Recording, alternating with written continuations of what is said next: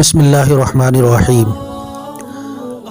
ایک سوال یہ ہے کہ خطبہ کے دوران قرآن کی آیت یا ایھا الذین آمنوا صلوا علیہ وسلموا تسلیما امام پڑھتا ہے تو اس کے بعد مصلیان درود پڑھتے ہیں، کیا یہ درست ہے؟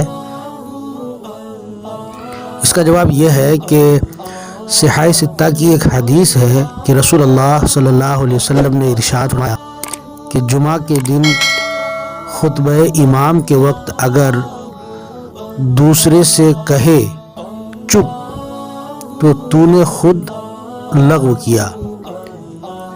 ایک دوسری حدیث میں ہے کہ جو خطبہ کے دوران اپنے ساتھی سے چپ کہے اس نے لغو کیا، اور جس نے لغو کیا اس کے لیے جمعہ میں کچھ اجر نہیں۔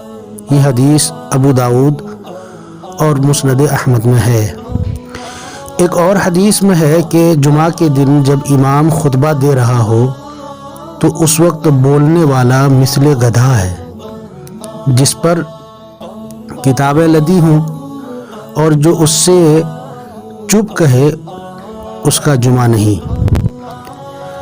یہ حدیث مسند احمد میں ہے۔ ان احادیث سے معلوم ہوا کہ جمعہ کا خطبہ ہماتن گوش ہو کر سننا فرض ہے۔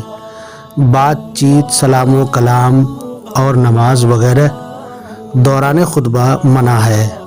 لہٰذا اگر امام دوران خطبہ آیت درود یعنی ان اللہ و ملائکتہ یصلون علی النبی الی آخرہ پڑھیں تو اس کے جواب میں زبان سے درود پڑھنا صحیح نہیں، البتہ صرف دل میں درود شریف پڑھیں اور کچھ نہ کریں، زبان کو جنبش بھی نہ دیں۔ واللہ اعلم بالصواب۔